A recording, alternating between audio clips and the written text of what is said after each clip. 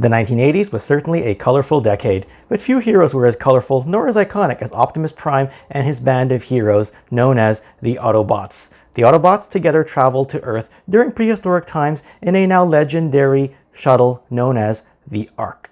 Tell me if you heard this story before, but millions of years later, the Autobots awakened after a volcanic eruption along with their enemies, the Decepticons, which would then kick off the war on Earth between the two factions. As this happened, of course, toys flooded the toy aisles of our favorite stores, beginning the genesis of Transformers collecting. Now, of course, as you all know, this didn't end in 1984, and as the shelves behind me indicate, we're here today to talk about some modern incarnations. We're going to save the story of Megatron for a little later, but today we're going to talk about the masterpiece and third-party incarnations of Optimus Prime and his Autobots, namely the characters that traveled on the aforementioned Ark space shuttle. Hi everyone, this is Ken with Toy Connections. If you would like to see more figure reviews, figure comparisons, toy histories, collection footage, and toy insights in general, please be sure to hit subscribe, click that notification bell, and press like. Any study of modern and updated character releases does warrant some level of study of the original figures. The G1 figures of 1984 were revolutionary due to their transformable capabilities, but the lack of posability and articulation certainly left something to be desired, which is what brings us to where we are today. Hopefully throughout this video, you'll be able to relate to my choices of modern masterpiece and third-party figures, as there are various choices of each character. But if you did make different choices for various reasons, I would love to hear about it in the comments below. Now, while the first 12-inch tall masterpiece Optimus Prime of 2003 did see some revolutionary breakthroughs, it was the rebooted and slightly downscaled line of 2011 that has fueled the masterpiece and third-party figures to success until this very day. And with that, let's have a look at my MP10 Optimus Prime. Now, mine is the Hasbro release that features a lighter shade of blue than his simultaneous Takara released counterpart. Having the trailer and multiple accessories gave this figure some meaningful value upon its original release. Having the blaster, Energon axe, the roller scout car, a small figure of Spike, and his legendary Matrix show a lot of care was given to truly make this shine as a masterpiece figure. He looks amazing leading my extensive cast of the 18 first-year Autobots. While there have been other releases, namely the updated MP44 figure of Optimus that was released later on, as well as some third-party renditions of him, I personally haven't yet seen the need to upgrade this MP10 figure, and thus he remains on my shelf as the centerpiece presence of my Autobot Ark crew. I still think to this day that the MP10 does capture the essence of Optimus Prime very well, being faithful to both the original toy as well as the original cartoon appearances. Who could ever forget his memorable phrases during the original animated series, or how he famously charged single-handedly through the Decepticon army to battle his arch-nemesis Megatron one-on-one in the 1986 movie. Now, speaking of the animated cartoon, one character Optimus relied heavily upon in the early episodes was Jazz. This unlicensed third-party version by Maketoys, named Downbeat, certainly fills a gap, since unlicensed figures can't use trademarked legal names. It is definitely a desirable figure in the absence of an official release by Takara or Hasbro. Jazz always had a good presence about him in the cartoon, with a memorable voice that was acted out by the late Scatman Crothers. The number of appearances in the cartoon plus the role he played in the 1986 animated movie makes him a must-have for any modern-day Transformers collection in my opinion. While we're on the subject of Maketoys, this version of Hound, called Gundog, is the one that I chose for my personal collection. As many of you know, Hound was well known for his ability to generate various holograms in the cartoon. I realized that there are other third-party versions of him, as well as an official release by Takara that came out after I had purchased this figure. However, I like the darker shade of green on this Gundog version, as the color more accurately represents the toy that I had as a kid. I still remember the day in 1986 when a small shop had some leftover G1 figures from a few years earlier. As the story goes, I asked my dad if he would buy me a Transformer. We were on vacation, and I wanted Optimus Prime because it was there in the shop, but we couldn't fit him into our luggage that day. My dad's exact words to the 4-year-old version of me on that trip were, "That one's too big." But he certainly didn't hesitate when I pointed to Hound as my next best choice, and that's how I got my childhood Hound figure. And so, because that original Hound toy that I had in the 80s was this shade of green, It stuck with me over the years rather than buying a more cartoon-accurate lighter green version. Hey, sometimes it's the memory and story that is more important than anything else. If you're watching this, thanks, Dad. Let's have a look at Ironhide next, a character that's been treated as something of a grisly old-timer and veteran in the Transformers cartoon. This official MP27 release isn't perfect, as fans have often complained about the hip skirts on his waist. However, I've always appreciated him as a character since he always served as something of an enforcer for the Autobot crew, never being hesitant to stick up for his teammates.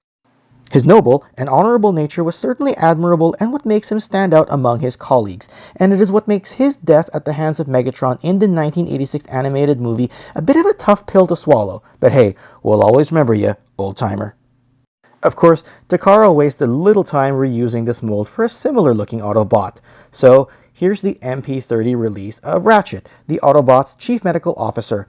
I've always appreciated how each of the Autobots took on different roles, whether it was Hound tricking the Decepticons with his holograms, Ironhide serving as a bodyguard for his friends, or Ratchet constantly repairing his damaged Autobots. It's what helped each of the Autobots in 1984 seem unique. Transforming into an ambulance as his alternate Earth mode is perfect for Ratchet, as it fits his position on the Autobot team very well. He was yet another Autobot, though, who met his untimely fate in the 1986 Transformers movie. Ratchet certainly wasn't the only emergency vehicle among the original cast, so here's Prowl, the Autobot military strategist. He didn't have a ton of dialogue in the cartoon, but I certainly liked his color scheme and his stern demeanor when he did have something to say. At least when he did talk, the odd time about battle plans or something else, you knew that it mattered. This MP17 version of Prowl is an earlier model, and Takara has since updated newer versions with more accurate launchers on his shoulders, as well as more screen-accurate blue highlights along his body. He was yet another Autobot who died at the same time as Ratchet and Ironhide during the doomed voyage to Earth in the 1986 animated movie. This Datsun 280Z design car was used multiple times over and has become an iconic staple of the Transformers franchise. It was recolored into Bluestreak, who was released at the same time as Prowl, and was also used in Season 2 for the character known as Smokescreen. And on the topic of Bluestreak and the Datsun Alt-Mode vehicles, I purchased this official MP18 Bluestreak at the same time as the previously discussed version of Prowl. Watching the cartoons in my adolescent years, Bluestreak struck me as the kind of character who showed no fear, a warrior of sorts, never hesitating in the face of combat, such as when he tried to join a reckless Ironhide in chasing the Decepticons in a hasty solo mission early in the first season of the cartoon. Bluestreak stands out because he likes to run his mouth and he never seems to back down from a fight. The blue Diaclone version of his figure was one of the most sought-after items in the original Transformers lore, and this masterpiece version was also released in a blue color scheme for those looking to pay homage to the Diaclone release. I'd like to discuss the Lamborghini brothers, Sunstreaker and Sideswipe, as a pair, seeing as they were often seen together across the various forms of media. This MP12 Sideswipe was inexplicably released years ahead of his MP39 Sunstreaker comrade for some reason, but regardless, they both look good standing together on my shelf. Sunstreaker certainly exuded more vanity and cockiness among the two of them, seeing as he always displayed a bravado and confidence that was uncharacteristic of the otherwise humble Autobot team. Not one to shy away from showing off, he loved to race ahead of others in his Lamborghini mode to demonstrate his reckless speed on the roads.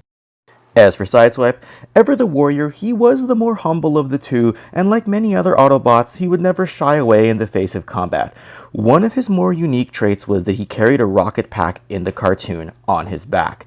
He seems to get more figures released of him compared to his brother, though, and he sometimes comes in a black color scheme to signify his Generation 2 appearance. In any case, whether they were riding side by side in car mode, or fending off Decepticons as a robot mode duo, Optimus Prime knew that they were effective on the battlefield. Transitioning over to the crew's mechanical engineer and one of my favorite characters of all time, Wheeljack's importance to the Autobot team cannot be overstated. This MP20 version by Takara has been on the market for a while and has received re-releases and updates, making it accessible throughout my years of collecting. Wheeljack was very much the brains of the group, with his innovative skill set. Having said that, he was often portrayed as a straight-up inventor at times, with gadgets that would sometimes work and sometimes not. Heck, he even had his own workshop on Cybertron.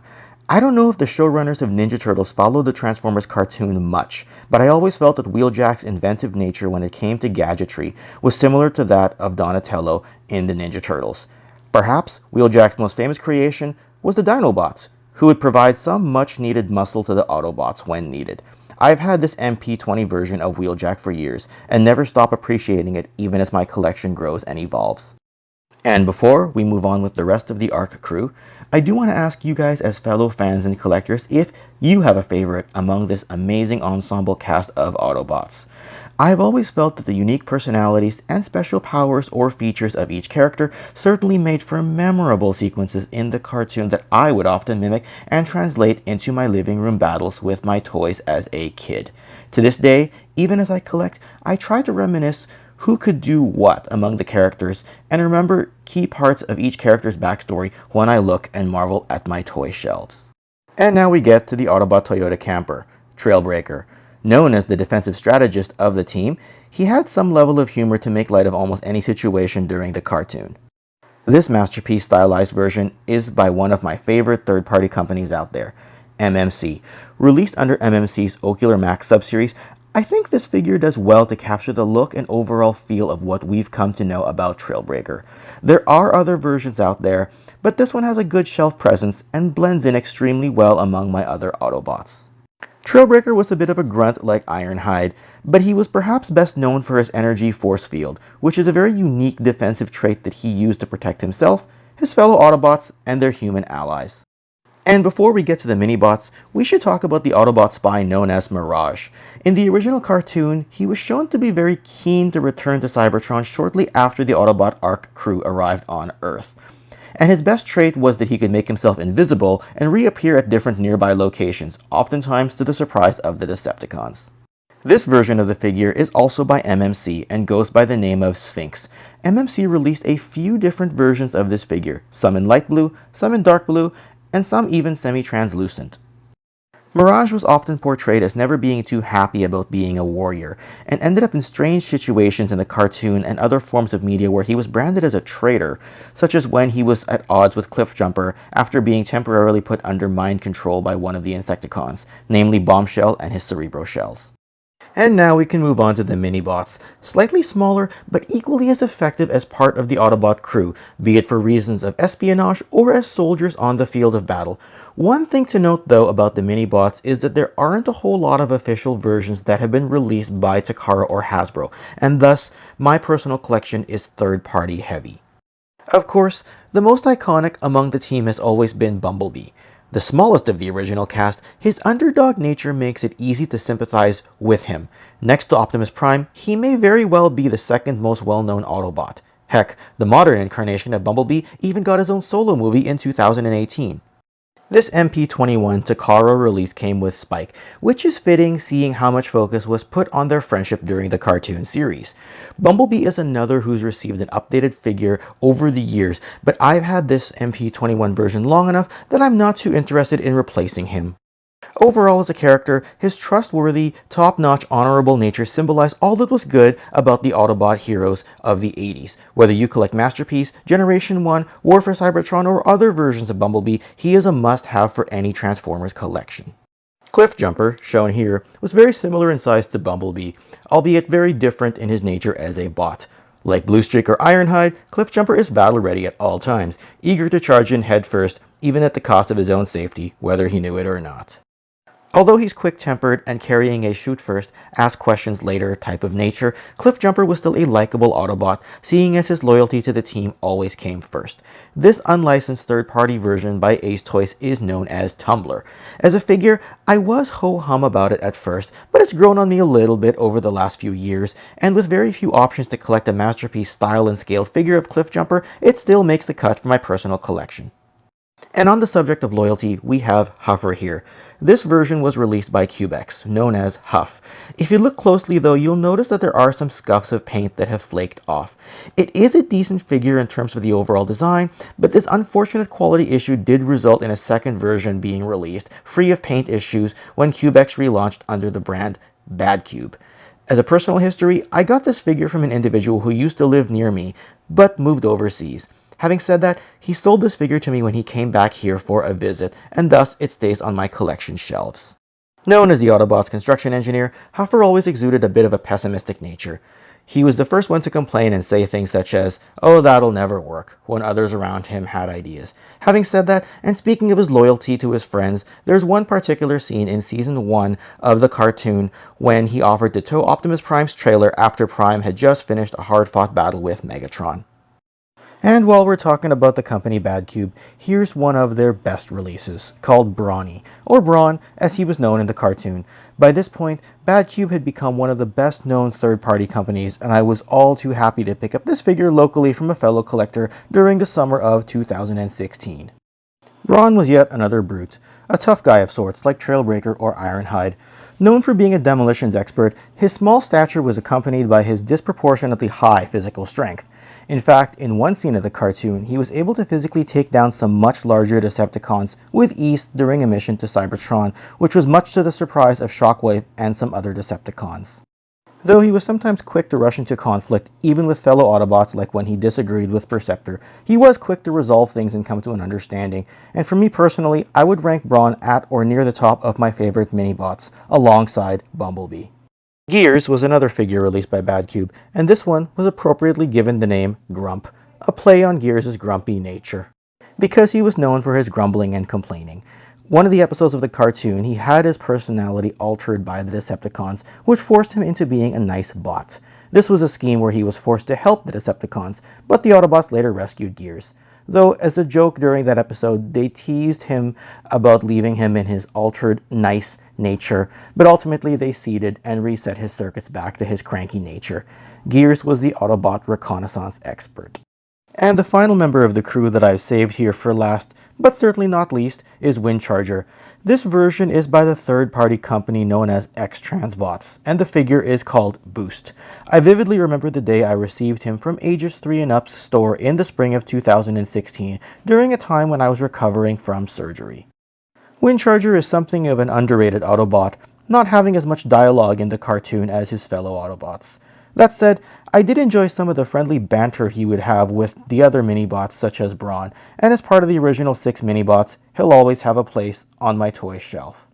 So with that, I've done my best to summarize the original 18-member cast of the original Autobot Ark crew as they exist in my collection in Masterpiece and third-party form.